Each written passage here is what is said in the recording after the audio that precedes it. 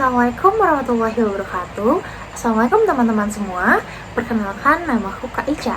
Jadi hari ini kita akan mempelajari tentang kesebangunan.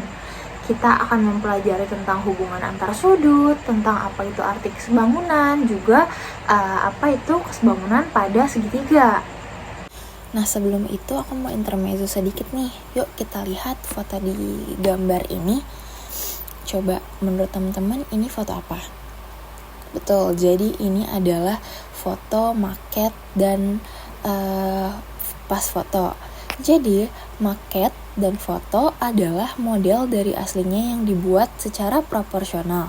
Nah, maket merupakan model 3 dimensi yang menunjukkan bentuk dari rumah sebenarnya, sehingga dengan melihat maket tersebut kita dapat membayangkan rumah aslinya seperti apa. Nah, kalau foto, walaupun ukuran fotonya berbeda-beda, ada yang 2x3, 3x4, dan 4x6, namun tetap menunjukkan gambaran orang aslinya. Dengan kata lain, maket dan foto sebangun dengan benda aslinya. Jadi, semua contoh pada gambar ini berkaitan dengan konsep proporsional yang telah kita pelajari. Jadi, pada bab ini, kita akan memperluas pemahaman kita mengenai proporsi dengan menerapkannya pada benda-benda yang sebangun. Kita akan memulai dengan mempelajari hubungan antar sudut, arti kesebangunan, dan kesebangunan pada segitiga. Nah, oke teman-teman, sudah dulu intermezzonya. Kita akan lanjutkan ke pembelajaran tentang hubungan antar sudut. Stay tune! Nah, udahan dulu intermezzonya, kita balik lagi ke materi. Nah, sekarang kita akan masuk ke materi yang pertama, yaitu hubungan antar sudut. Nah, di hubungan antar sudut ini, pertama-tama kita akan mempelajari tentang sudut berpenyiku. Jadi, sudut berpenyiku itu adalah sudut yang jika dijumlahkan akan membentuk 90 derajat. Atau disebut juga apa teman-teman? Sudut siku-siku.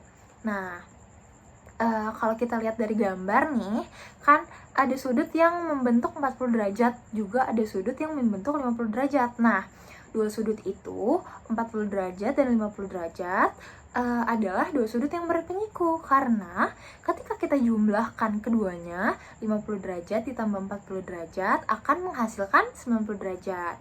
Jadi, gambar di samping adalah sudut berpenyiku. Oke, kalau tadi kita sudah belajar tentang apa itu sudut berpenyiku, sekarang kita lanjutkan menambah wawasan tentang apa itu sudut berpelurus. Jadi, sudut berpelurus adalah sudut yang jika kita jumlahkan akan membentuk garis lurus. Nah, teman-teman masih ingat nggak sebuah garis lurus itu besar sudutnya berapa? Iya, betul. Besar sudutnya adalah 180 derajat. Nah, jadi sudut yang berpelurus adalah sudut yang ketika kita jumlahkan akan membentuk 180 derajat. Nah, coba kita lihat di gambar ini nih, gambar di samping. Kan di situ ada sudut yang besarnya 150 derajat, juga ada sudut yang besarnya 30 derajat. Nah,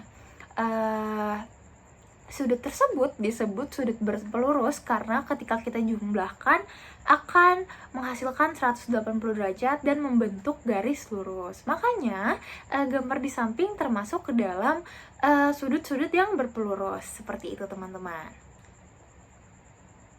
Nah, sekarang kita akan membahas sudut pada dua buah garis yang berpotongan. Jadi, pada dua garis yang berpotongan terdapat sudut yang bertolak belakang, sedangkan pada dua garis yang sejajar yang berpotongan dengan garis lain dikenal dengan istilah sahadab, dalam berseberangan, luar berseberangan, dalam sepihak, dan luar sepihak. Bagaimana sih bentuknya? Bisa kita lihat pada gambar di bawah ini. Untuk selengkapnya, yuk kita simak di tabel setelah ini.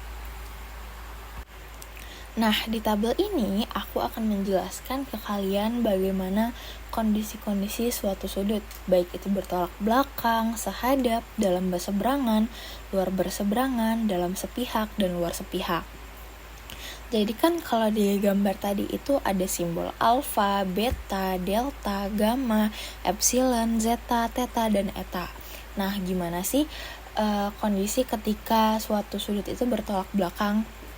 Jadi suatu sudut bertolak belakang itu ketika sudutnya berbentuk seperti gambar alfa dan gamma, kemudian beta dan delta, kemudian ada epsilon dan eta, kemudian ketika seperti zeta dan theta.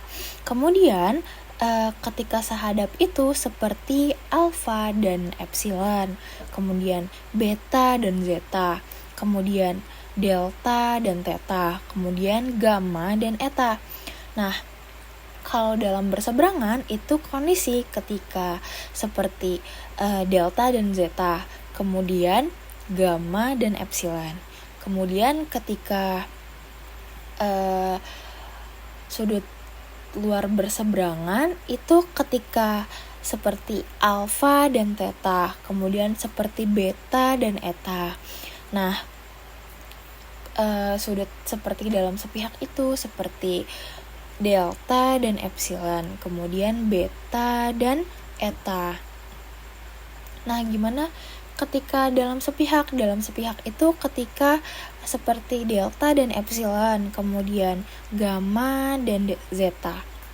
Nah, yang terakhir, bagaimana sih kondisi ketika suatu sudut itu dalam keadaan luar sepihak, yaitu seperti alfa dan theta, kemudian seperti beta dan eta. Seperti itu, teman-teman.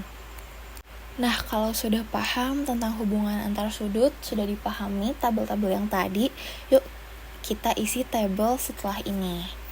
Jangan lupa di-pause ya.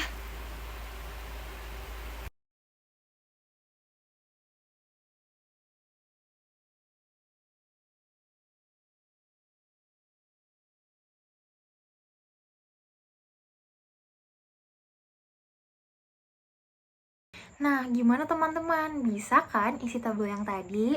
Kalau sudah selesai mengisi tabel yang tadi, artinya pembelajaran kita tentang hubungan antar sudut sudah selesai, teman-teman. Nah, materi tentang arti dari kesebangunan dan kesebangunan pada segitiga akan dijelaskan di video selanjutnya. Jadi, jangan lupa ditonton. Bye-bye!